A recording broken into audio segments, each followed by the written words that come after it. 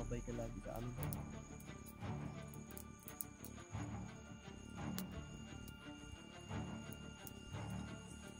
Oo tayo, mag-alay ako sa'yo. Baba ako, mag-alay ako sa'yo.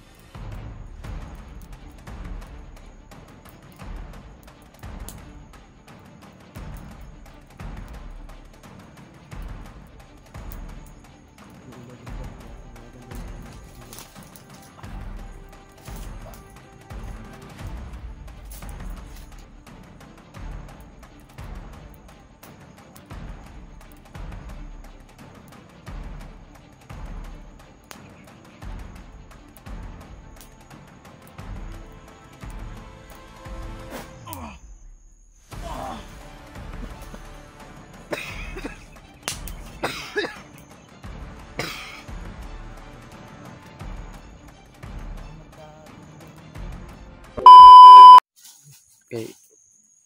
Nagkuhan si tatay mo istorya sa tatay sa kuha. Nasa istorya yung importante daw.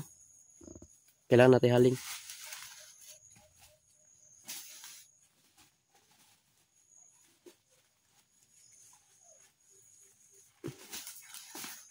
Jaro daw. Ayan mga tol. Tatay Lasaitan mga tol. Pinahinto niya ako. Dahil may importanteng sasabihin po siya sa akin na hindi siya papasok sa katawan ko mga tol dahil alam niya na may nararamdaman pa ako sa katawan ko kaya hindi pwede siya pumasok. Mga kuha na dyan, mga kahoy ng mga laya ba? Pandugay maupos bitaw. Kanaw kang nagdi tayo. Ayan ako, mga kahoy ba?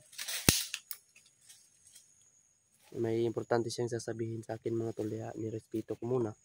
Huminto kami ni Jano para kausapin siya. At ako lang ang magsabi kay Jano kung ano yung sinasabi niya para ma-aware din si Jano mga tol at makapag-alerto. Dahil hindi ko alam kung ano sasabihin ni Tatay Lasaitan dahil importante daw ito mga tol. Importante daw. Kaya mga tol, sa lahat po ng solid supporters ko dyan, silent viewers ko po, supportahan po natin yung channel ni Jano. Pag-subscribe naman po sa YouTube channel ni Jano na si Jano Adventure. No? At lalo na din sa hindi pa po nakasubscribe sa akin na mga subscriber ni Jano. Subscribe po kayo sa akin mga tol. Munting dalawin nyo po yung munting channel ko po. Mikoy Adventure 07. Yan. Yan. Paki-share po ang video na ito mga tol para malaman din ng ibang kasama namin kung nasan kami. At saka paki-comment din kung saan sila ngayon dinala. Dahil sobrang lawak ng area na ito mga tol at hindi ko pa rin ito masyadong kabisado na area. Dahil ngayon ako nakapasok dito. No? Ang nagmamay-ari dito mga tol ay si Commander Bangkil at saka yung iba. Tangahi din nila mga tol ay si Bagnot din. Kaya yan si Bagnot kahit saan yan makapunta, papasok yan. Kahit saan saang lugar papasok yan. Dahil yan yung mga ahigig nila ba. Gahi kayo. So yun mga tol. No, pagkisuportaan lang po ang aming channel. Diyan nag-aling muna kami mga tol dahil tatawagin po natin si Tatay Lasaitan upang alamin ko po kung ano yung importanteng sasabihin niya sa akin mga tol.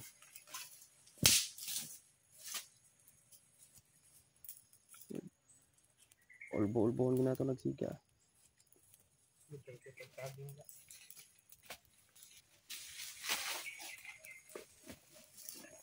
Wapog na yung saging na sugba ba? Bida na ito. Palit yung saging na. Rasyonal na ito nito. Parang hindi na ito kung anong atong aso basta hindi makita sa kalaban.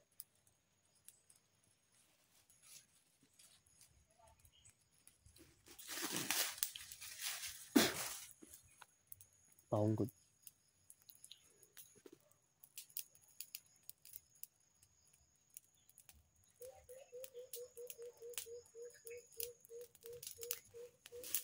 Yan, namusok na.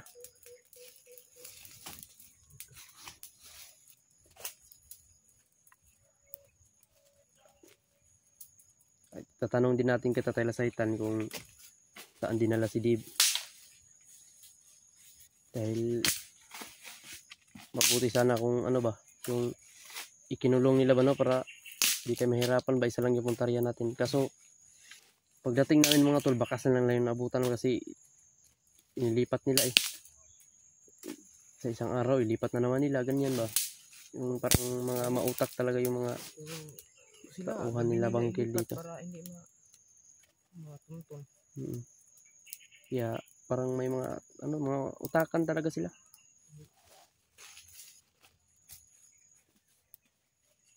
Talagang may mga utak ba, mga matalino ba.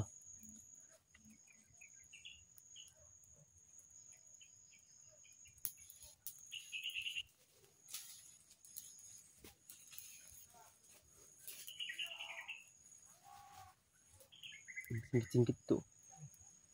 Pansa mo na to, sundan na to gana dyan. Mga tong gisundan na to. Singgit ba? Yung may nasundan kami mga 4 na bandido mga tol.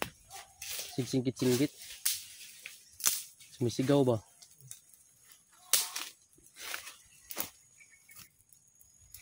Kaya iwasan muna namin sila ngayon dahil kausapin ko muna sila sa itin kung nasaan na ba kami.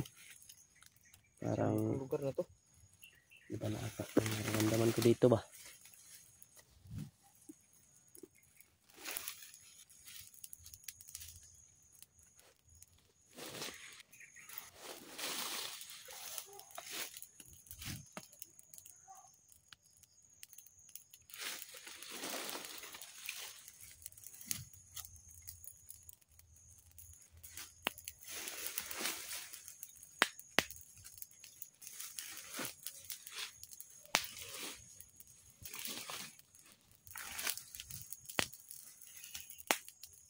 So kasi gana dyan eh.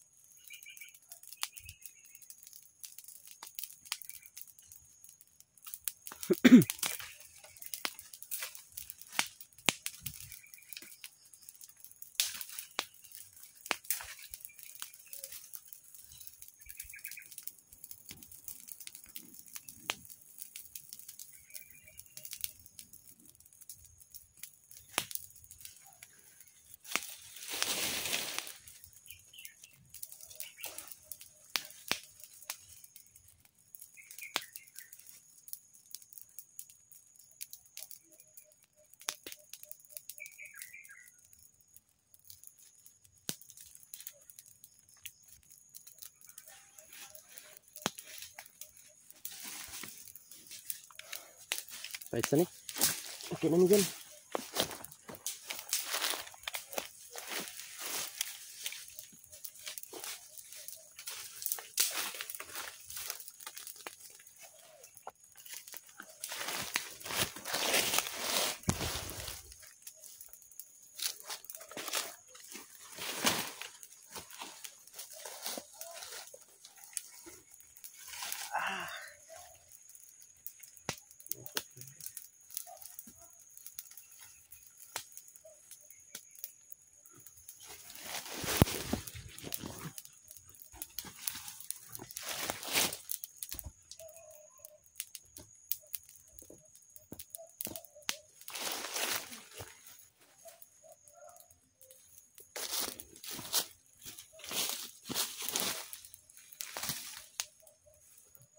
Dyan.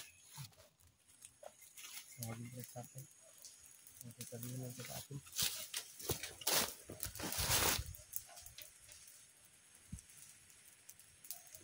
Handa na po ako, may pag-usap tayo tayo.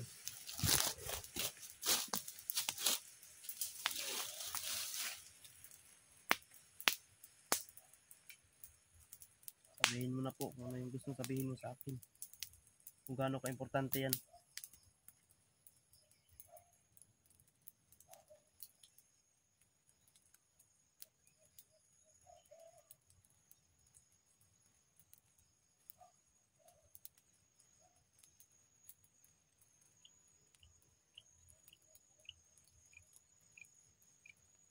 Isang madilim na naman daw na kapahamakan yung dapat nating ingatan.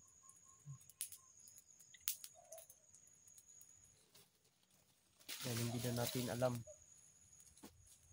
kung gaano kalakas ang kalaban natin dito.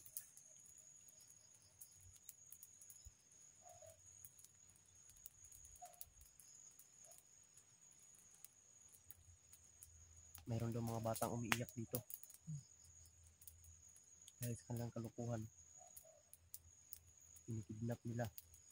Dinala dito, pinatay.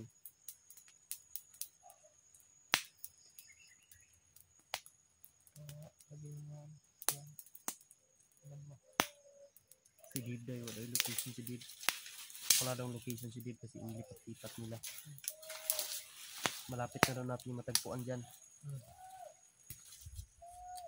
Kung may makita man daw tayong mga bandido,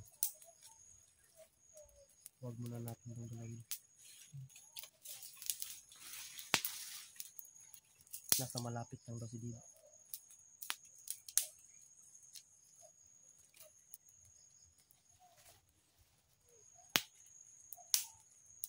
Pilitin daw natin hindi makapaputok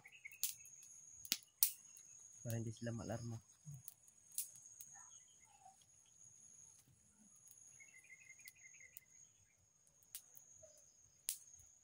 Bigyan mo po ako ng konting lakas tayo.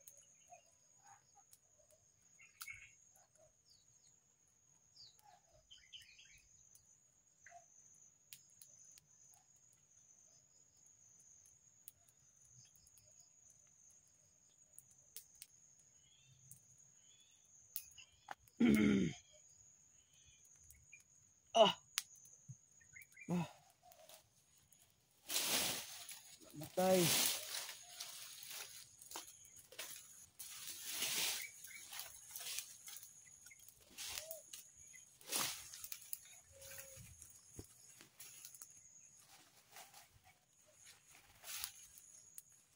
Tayo mag-iingat kami dito ni Gano.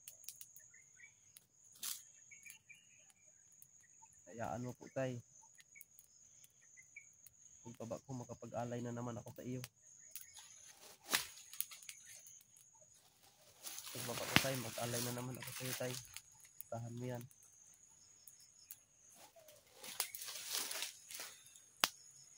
Salamat sa lakas na ibinigay mo sa akin.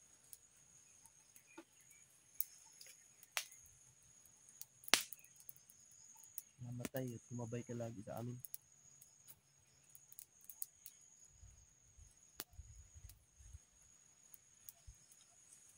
Oo tayo, mag-alay ako sa iyo. Kapag ba ako mag-alay ako sa iyo.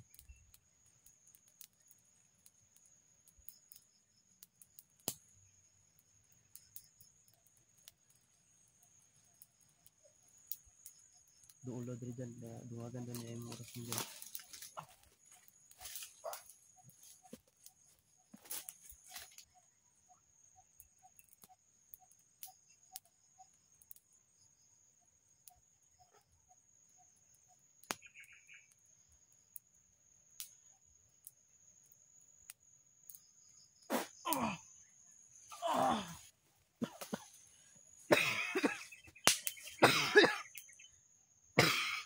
Salamat ko dyan, magpasalamat ko.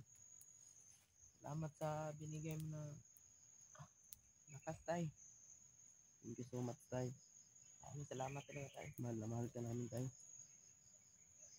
Tinulungan mo kami. Kapahamakan. Nandun ka pa rin sa likuran namin. Lalong lalo na. Panginoon, maraming salamat. Ligtas kami. At ligtas kami ni Jano dito. At sana ilayo mo po kami sa kalaban. Ano po, Ama. Salamat po. Sa always na protekta sa amin.